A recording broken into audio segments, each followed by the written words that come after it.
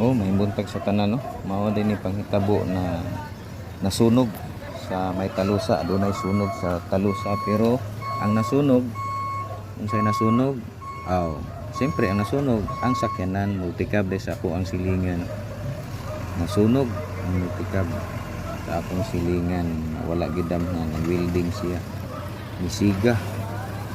So sa dihang miabot ang fire truck aron mo pasirit si ang tubig dito padulong sa multicab. Oh, di arang multicab oh. Tanawa ra gyud ninyo. Kasayang sa multicab. Ano ingon niya, ang mga panahon di gyud magbalikan ang purti sa tao. Kasayang sa multicab. So paingon na lang gyud ni sa patimbang, buti bakal na lang gyud. Kiluhon man eh. Kasayang. Wa gyud magdahom ang tag-iya nga sa iyang pag-welding. Mudilaob ang iyang multicab. So mao ni oh. Mao ni nakita ninyo.